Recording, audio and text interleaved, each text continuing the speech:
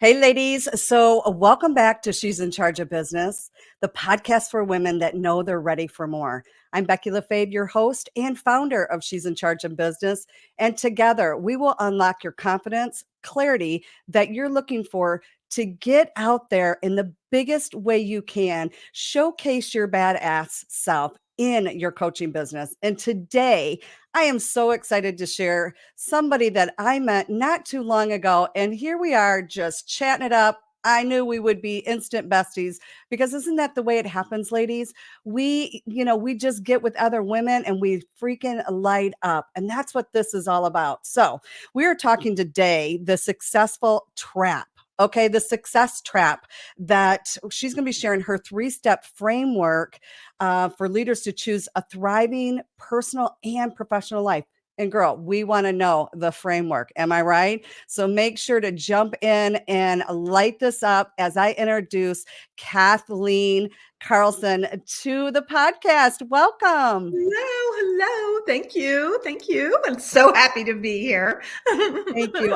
I'm excited that you're here and you're ready to share all the greatness that you have to offer because just reading your bio, I mean, ladies, igniting authentic leaders for personal and professional success with a deeper dedication to empowering female leaders. Ladies, is that what we are? Hell yes. Can I get a hell yes? Yes, Kathleen ma'am. stands. Yes. Kathleen stands as a capital cap. Okay. Capitate. Speak that for me. Capitate. Captivating. Yes, I cannot get that word up for some reason today. She's a speaker. And let me tell you, she speaks obviously a lot better than this girl right now. She's a 5-time best-selling international author. Like, girl, an intuitive guide. This is one of the things that when I saw Kathleen a couple weeks ago, at a women's conference that I was at, she talked about being an intuitive and so connected with that because being an intuitive myself, my entire life, it's just like you just get other people that are. So if you are, drop in and let us know. Unlock your, she's going to help us unlock your potential as Kathleen guides you to really align with your vision, your life, and your way. So she is going to share with us her 3 framework to really seriously finding more professional, your personal life and your professional life, because she has been doing this for how many years now? Wow.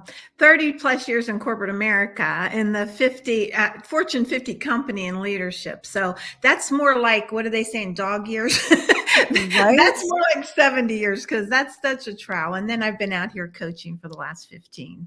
Yeah, you have such a huge mission.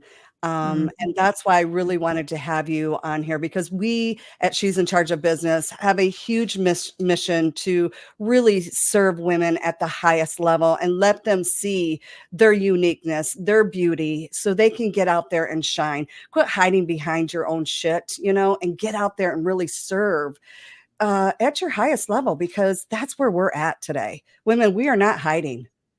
No, it is our time. Thank you, Becky. You know what? I'm super happy to be here. And I knew, like you said, I knew we were aligned right away. And I started, looking a little more into you. And I thought, this girl is singing my song. And why don't we just get together and make it a chorus? So yeah, you're right, ladies. It is. We don't even have to say it. You feel it. You know it. You know it's your time. And my thing is, let's get out there and not just do it, but let's enjoy it. Let's Yeah. enjoy it and let's make the life we're trying to make. So, Yeah, because it is so true. We're not fighting against it. We're stepping in and being her today and Mhm. really looking at our future self as, yes, I'm looking back and going, damn, girl, you did something courageous. You stood for yourself and others. And that is a bold statement to say today, but that is what's happening in the world. And so we're so blessed for you to be able to share with us exactly the 3 frameworks that you've been teaching other female leaders out there. So let's just get started. It's like, so can you share with us, can we really have it all? You know what? I kind of like that question. And I don't know, I kind of grew up in that, right? Telling my age here a little bit, as if you can't see it, but you know, I'm old enough, young enough, whatever it is, to remember my mom wanting to go to work. And you can remember, like in the 70s, mid 70s, still, most households still had 85% of the men being the major breadwinner, right? So this Absolutely. work, going out and doing it, doing whatever. The attitude most women then were met with, okay, you want to go on out there with your bad self, go ahead. Just make sure you're home in time to still have dinner on the table, right? And it may not be that ferocious or that point blank anymore, but it's not that different. So the thing I would say about, so having it all back then meant you get to go to work and you still get to do everything. How do we change that? So what is having it all? What I do know, and I'm gonna quote my good friend Oprah, right? What I know for sure is you can't have it all until you figure out what it is. And that therein lies a big part of the problem, right? We know, I think I heard a stat not too long ago. Oh, there's less than 1% of the population that when asked, hey, what do you want? And we're not, some of us say what we want for dinner, right? But when you ask about life and hey, what do you want in life? 1% of the population knows. Yeah. It's probably more men than women. And that's sad. And that's, so yeah, you could, I think you can probably get pretty close, but not until you figure out what you want. I agree with that 100% because, you know, growing up, what we saw as women, it was a stay-at-home mom.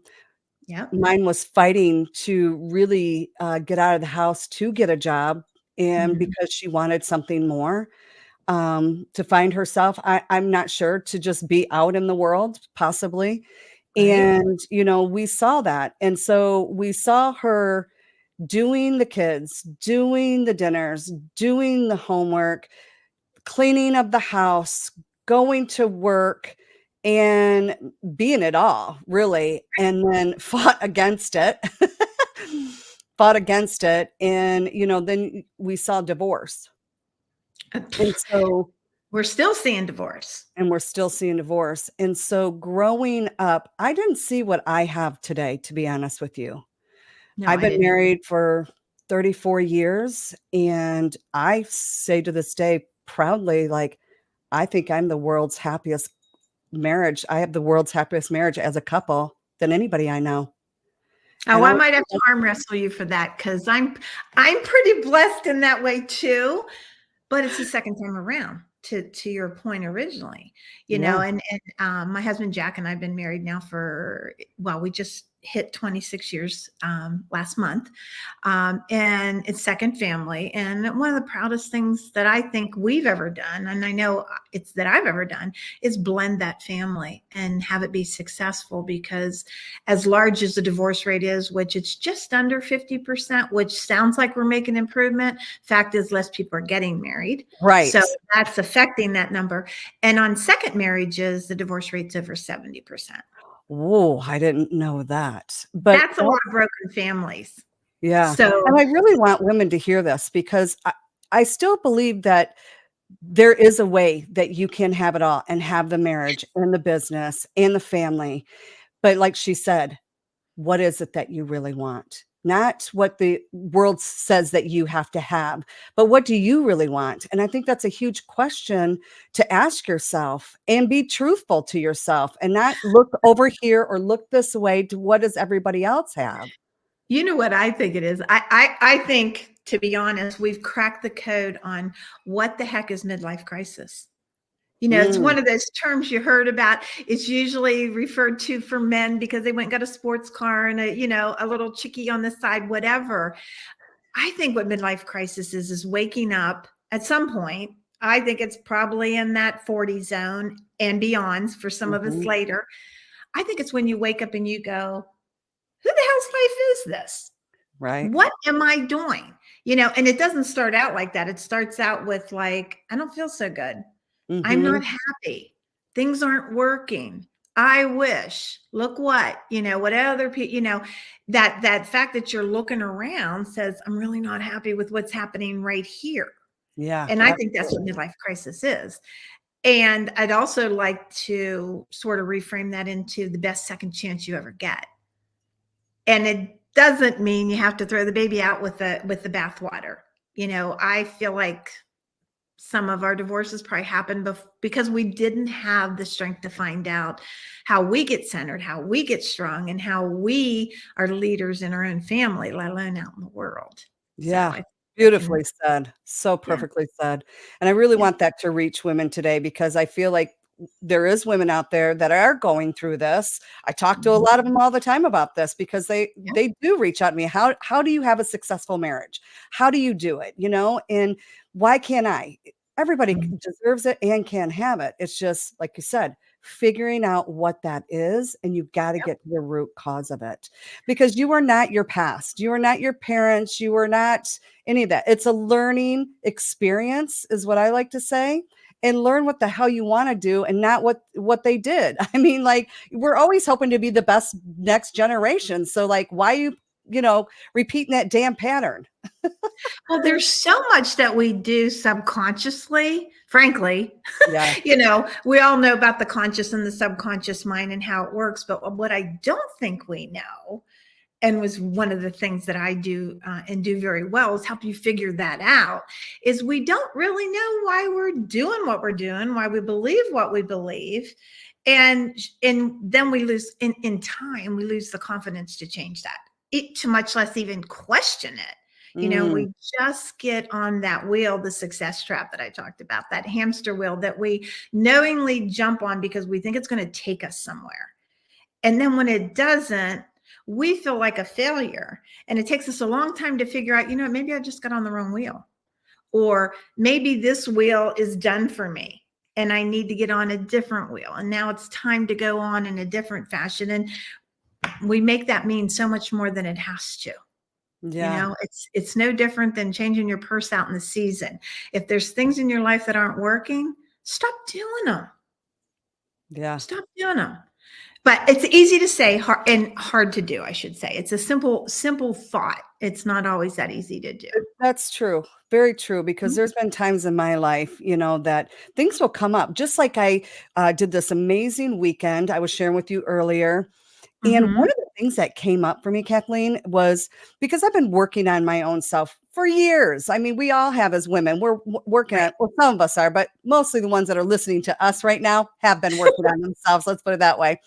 Yep. And one of the things that I noticed this weekend, which never occurred to me, that popped up and I got curious around it. And I was like, that was interesting. And so, what it was is when I grew up, I went to a Catholic school. And Same. when my 12 parents, years. so when my parents were getting divorced, it was when I was younger. And so I was being put into a public school Oh. in sixth grade. And Mhm. so Yep. I was scared to death. These are new people in my life. My household's kind of chaotic and I'm feeling really nervous, scared. I just want to be, seen as me and everybody's very cliquey, already got their friends because they've been going to school for so long, and then I'm the Yep. new kid and I wanted so much to belong that I noticed in my life, not in so much my life outside of the online space, which is so funny how different the two is that I've made it out to be, which is Yep. crazy. But Yep. I still want this. I want everybody to like me. And that's really not who the fuck I am in real life. Like, let's make it clear. I'm very much like, you don't like me. I don't give a shit. And I've been like that my whole life because I love who I am. But that little girl snatched me and was hanging on to me in the online space, which was mind blowing that I even recognized that this weekend. And I was like, got interested around it and said, okay, thank you, but I no longer need you. Let's move on. Oh, And I it love was that simple.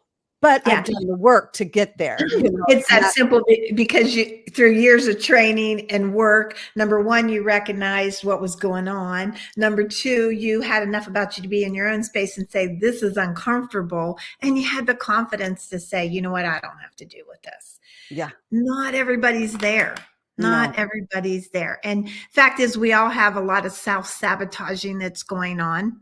Always. I mean, we put cute little words to it right now, like the imposter syndrome and, Mhm. different, all of it, no matter, everybody's got a different way of framing everything. What it boils down to is that monkey mind, that mind that we all have is taking control. And we're allowing it because in some ways we don't know we have a choice and we Mm. don't know how to get out of it. But I deal a lot in mental fitness. People talk about physical fitness. What about your mental fitness? Yeah. What about that? What are you willing to do for that? And I think like you talk about what happened in sixth grade. I think it was probably about sixth grade when, because if you go up in Catholic school, and this isn't a Catholic school seminar right now, but you sort of just have to take what everybody has. And I remember hearing, whether it was, an uncle that did the wrong thing or somebody said something, whatever, that's just the way they are. Mhm, And I mhm. thought to myself, no, that's not fair. That's not right. And it's kind of like, so I remember asking, well, why is that how they are? And somebody would come up with some excuse for their behavior. Well, I have always felt since a young child, once you understand why you're doing something, there's your sign. That's your clue. That's your time where you say, okay, you know what? So what? This, and this happened. Now I know what it's made me. That's when you get to make that choice to change that. And I've Absolutely. always believed that. I've always believed you have 100% that choice. Have I always acted on it 100%? No. I'd like to say, yeah, Sister Mary here, but no, that's not the case. But you learn, right? Yeah. Um, And that brings but up a great point because I remember when Oprah was on the screen. I mean, we're dating Mhm. ourselves here, Same. but if you watched Oprah, there was a time that she said, once you have choice. I mean, that knocked me on my seat. And I thought that spoke truth to me. That's how I've always felt. But somebody else said it. And it was like, yes, it is the truth. She And so validated you. she Yeah, you did validated, it. just like Mhm. you, like, no, why do they act like that? No, I don't find like I said, we don't always, but it's like just hearing that validation as I was in my 20s at the time. Yeah. I was like, okay, this is how I'm always speaking. So there's nothing, you know, I know this to be true. And so she just spoke it, which I thought was beautiful. Okay. Yeah. So we better get out with these questions because ladies, we're going to be here all day because we already said, We're we like to gab around here. Okay. Yes, we do. So why do women seem to pay such a high price for success? And what does that really mean, a high price? Oh, well, I think what it means kind of in that, I'm talking to the midlife crisis ladies again. Um, the why and what does it mean? Well, it means different things to different people. That's for sure. But I think women tend to make sacrifices with their health. I think Mm, women sort of take back seats in their finances and decide that somebody else is in charge. I think they put their dreams aside, like you said. You grew up in a home where your mom wanted to get out. I think my mom wanted to get out too, but society didn't want her out there. So where she got to go is to go be a waitress or a sous chef in the kitchen. And if you had some good ties, you could probably get into the hospital, but they didn't have those kind of choices. So success just, kind of mhm, evaded them. I don't think she would say she had the kind of success. So we learned to wrap our arms around what we do. She raised her family, lots of successes, lots of love, lots of things there. So I mhm. think each person, as we decide what we want in life, we get to define success. But why do women today pay that high price? Assuming that they do. I think it's twofold. One is going to not surprise anybody, and the second might tick some of you off, and that's okay. The Mhm. first, yeah, because my company, by the way, is Straight Up Success, and it's not because I think, hey, you can just skyrocket once you know. It doesn't have anything to do with direction. It has everything to do with being straight up with yourself, having someone in your life that'll be straight up and tell you what you maybe need to hear, Mhm. instead of what you want to hear or what makes them more lovable in your life, whatever. It's just like everybody needs somebody in their life that'll tell them like it That's right. is, You better have a right? goddamn best friend that can really speak truth to you or get rid of her, okay? Just saying it now. That's right. Somebody's got to keep you in line, right? So why is it so hard on women? So first of all, there's just the reality. I don't care what year it is. This was true in the 90s and it's true today. We're still making 83 cents on a dollar. True. Okay. And that's not in every line of work. But the higher up you go, the sort of more true that it is. Right. And we're still doing the lion's share of work. Now, why is that? Do I think men are a bunch of creeps? I do not. I have lots of men in my life and I love the men in my life. So this isn't about them as much. And here's where the sort of straight up thing comes. We're there because in some ways we allow it. And in some ways Absolutely. we facilitate it. And in lots of ways, we're hanging on to all the shoulda, coulda, wouldas that we're allowing other people to define. And I think we're in a really amazing space right now. The world is changing. You got to kind of get on one boat or the other, or you're going to miss all the boats, right? So I think we're in that space now where we get to stop and go, wait a minute. I am going to go on and define life for me as it is. Most families are two working families. And the fact that we are willing to say, oh, I've got to get up and make all the lunches. I've got to help them with the homework. I just talked to a client the other day. I still do 90%. She says, I said, why? Right. Why? And some of that is stuff that we're still reluctant to make the decision just to say, it's really okay if I don't scrub the floor. Right. Maybe we just buy somebody else to do that. Maybe we give somebody else a job and let them do that. Maybe we let these children, take on some roles. I don't know what it is for each family, but, it's not always just mom or dad has to do it. But what we do is we do what we've always done. And as we grow our careers, as we invest more time, we don't get rid of anything, and if you're going to keep adding stuff in like the old 5-pound bag, something's got to give. Something's got to give or it'll be you. And that's the high price you pay when it is you. And I paid that myself. I'm speaking from experience here. Yeah. And I'm sure a lot of ladies out there can feel this. It is a price that we pay. And, if you are not stronger in one direction and you're stronger in the other direction, especially if you're a strong woman, you have a more difficult time asking for support, asking for help. And you're the type of woman that needs to ask for it because you're not allowing it to happen for you. So if you don't ask, it's never going to happen because it's not magic where they just reach out and go, oh, I seen that you need some help. It's never going to happen. It's never going to be that. What's funny is we do things, and I say we, because I've done them too, where you just have this thing, like I grew up with this hardworking mom, like we've already established. And one of the things she did every year was wash the walls. Well, we grew up back east and we had, there was coal, there was this, there was that. I live in Arizona. And my sister come out and she said, I'll come out and help you with your fall cleaning. And I'm thinking, I've been gone for a long time and my sister's still back there doing that. Right. And this was a while back. And I said, what does that even mean? And she says, well, I don't know. You need your walls scrubbed. And I started laughing. I said, I've never scrubbed my walls. Probably never. I painted them, but I'm not about to scrub my walls, so there's things that we just grow up doing and, and there's just this natural routine. And it's kind of like, question everything. Be curious. Why am I doing this? Who benefits from this? Because I grew up back home too and live here in Arizona as well. And I remember that spring cleaning, fall cleaning. I'm like, wow, what I can't say that I've ever done that here either. It's like some of the things that you watched growing up as women, we just don't do that. And it must be a generation or it's where we live. I don't know, but that is. I don't know. I think you just challenge, and, one of the other things, and this is stupid, but it's true. We never got to decorate the house at the holiday until everything got cleaned 100%. Right. And so I had that in my mind and I was having just, this was years back, but I'm having like a really tough thing. And I'm kind of like, I don't know how I'm going to get all this done. And I don't know, the other side of me came out and said, here's how we're going to get it done, Kathleen. You know what? We come to a shelf. It's got a little dust. We're going to dust over and put the Christmas decoration right on it. Exactly. And it was like magic. And it was like, well, for the last 15 years, that's the way it works.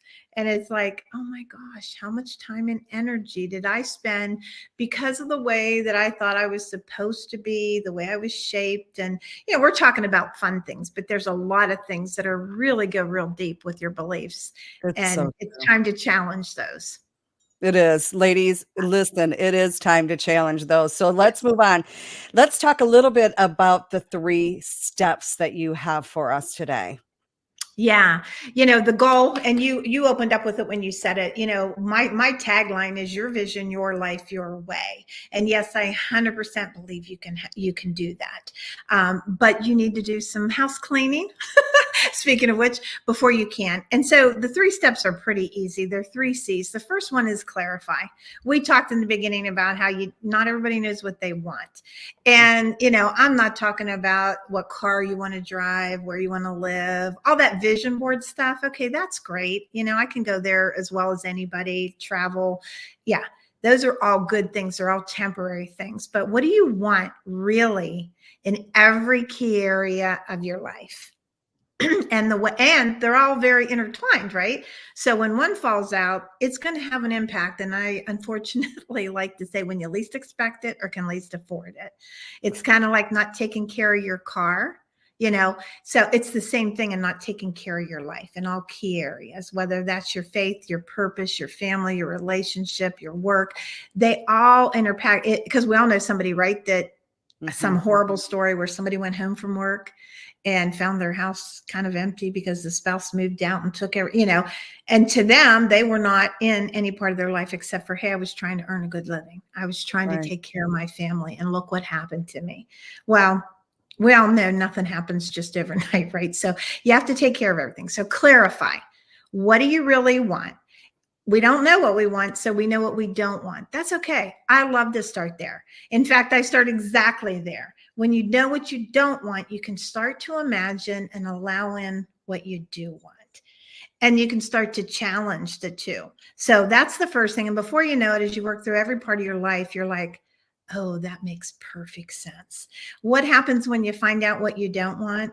It's time now to start clearing that out, right? Or just to address it, right? So the next step is clear. And you clear by getting super clear on what your beliefs are, yours, not your parents, not the community, not your church, not your school, not society, yours. And it's funny when people go through this, they're like, oh my gosh. And a lot of times you pick up things that you take on as beliefs because of something that happened most likely when you were 6 or 7 years old, or by the time you were that old, and you start building a big belief around that. So when you get there and you say, why do you do this? Why do you do that? And that's just part of the process. It's kind of like, oh, I think it's because blah, blah, blah, blah, blah. And that's where the intuition comes in for me, because most of the time I can look at, when I'm involved with somebody, it's kind of like, oh, wait a minute. I know you think you're saying the truth right now, but there's something else. What happened when you were this age or that age with a parent or this or that? And what did you make it to mean? So there's a bit of unraveling, so you can get really clear, challenge your beliefs, and then earn a new belief, right? Because it really is about, what are you going to replace that with? Or what have you replaced it with? And is it healthy? Does it serve you? Does it head you in the direction that you want? So you've clarified what you want. You're getting what you want out of the way. And there is so much freedom in that, I got to tell you, because like we talked about that 5-pound bag, when you get rid of things and when you figure out what you really want, you get so much better at decisions. You get so much time back. You get joy back. Money starts to flow because you've taken away all the blocks. You've taken away all the things that are keeping you from it, and you're allowing things to happen. And then the next thing is to claim. And this is where the rubber meets the road. And the fact that claim, it's time to claim. You clarify what you want. You cleared away what you don't want and what's not serving you. And now it's time to claim the life you want. And that sounds like woohoo, but you know what? It isn't always. Because guess what? This is where the rubber meets the road. And I've heard you in past interviews talk to people about what they think they want. And then they get there and it's kind of like, well, that was a little harder than I thought. And maybe I don't. It's okay to let those things go. Some of them are like childhood beliefs, right? Mhm. It's okay to let them go. And it doesn't make you a failure because you're not willing to hang on to them anymore. But claiming is where the rubber hits the road. You might wake up every single day of your life and say, I want to be a size 6. I'm not going to eat today. I'm just picking an example. I'm not going to do this. I'm not going to do that. Well, once we take you through this thing about why do you want to be a size 6? Like, where did you place the value on that? And is that what you really want? If it is, great. We'll make a plan. We'll get you there. Most people find, you know what? I kind of really like my barbecue. I really, yeah, I really Kind of like my like glass of wine. So I guess it really don't matter. yeah, I'm not willing to give up my date nights. I'm not, and if that means an extra 10 pounds and I can be a size 8, I'm okay with that. Great. Here's what we're going to give up. We're going to give up beating ourselves every day that we get dressed and say, I'm still not small enough, or I'm still not this, and no matter what it is. So that's an example of sort of trading out. And some people just aren't willing to do what they have to do. And so in a nutshell, it's who do you have to be, right? And what do you have to do to have what you want? And if all of that balances out, then go for it and go for it at whatever speed makes you happy. But when there's a disconnect about what you're telling yourself you want, and then you're never going to be who you need to be to have that.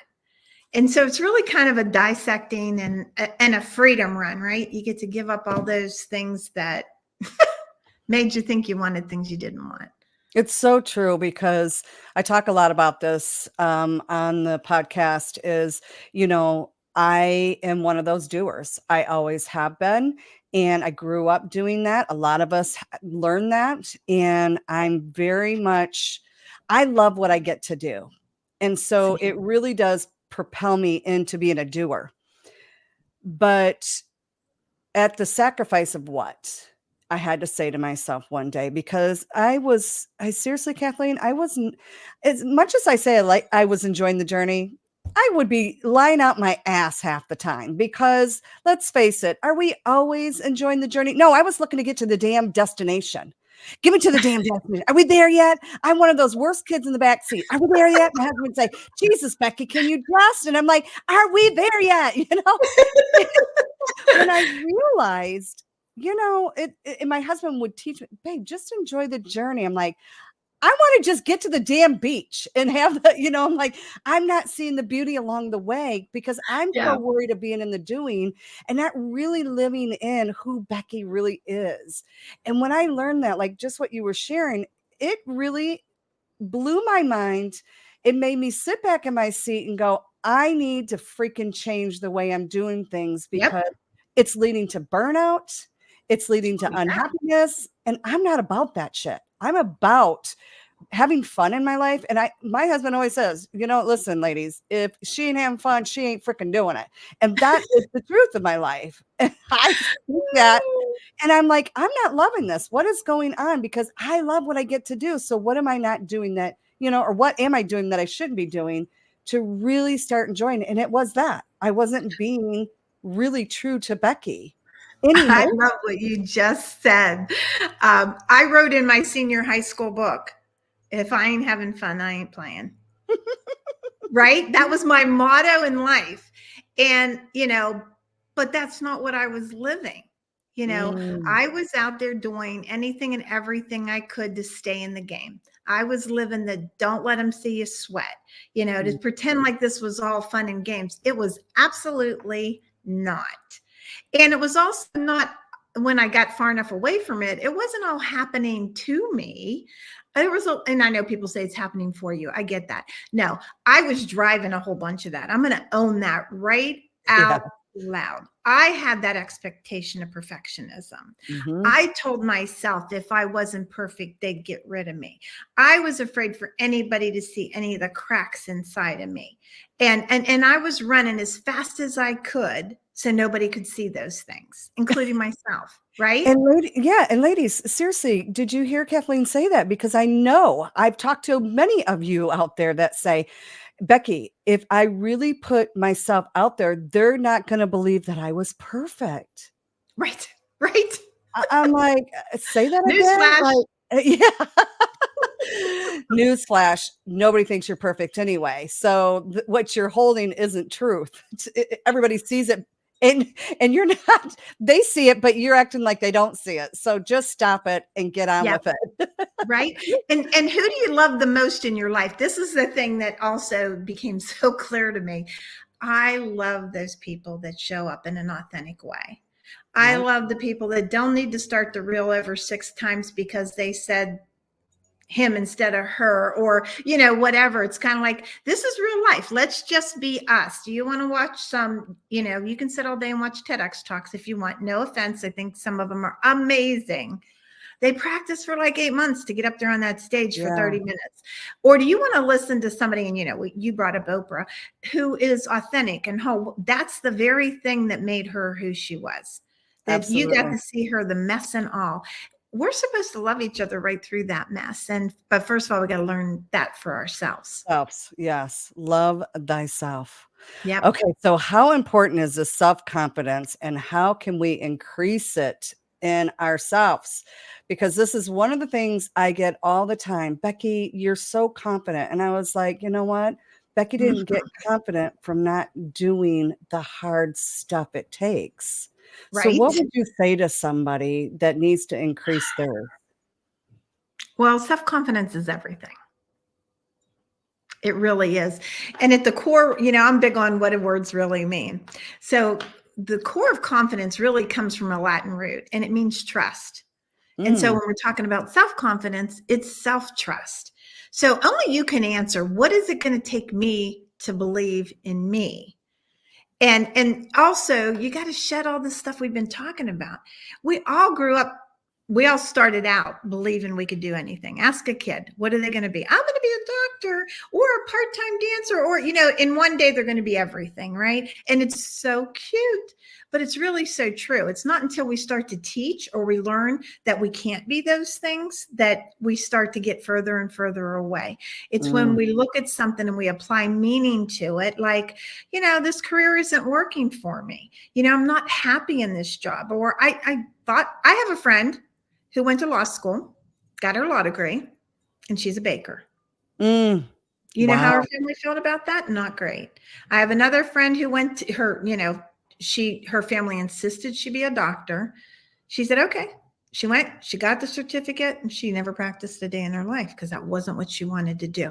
We do a lot of things to please everybody else by default because we're back to what we don't know about ourselves. Yeah. One of my most favorite simple examples about this, and I think this is a Kenny Rogers song, and some people might have heard it. It's called the baseball song or something.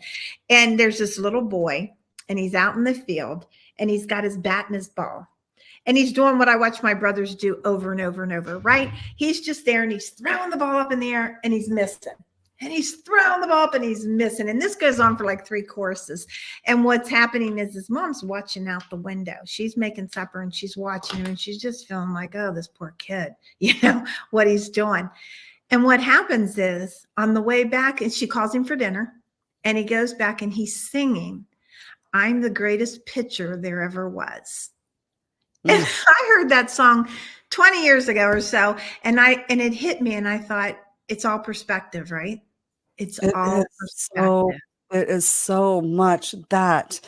And how do we get there so that women can now step into the woman she desires to be, because she feel like, so I don't have that confidence, but it's in that awareness like you're sharing, but how do we step into that? I'll tell you how.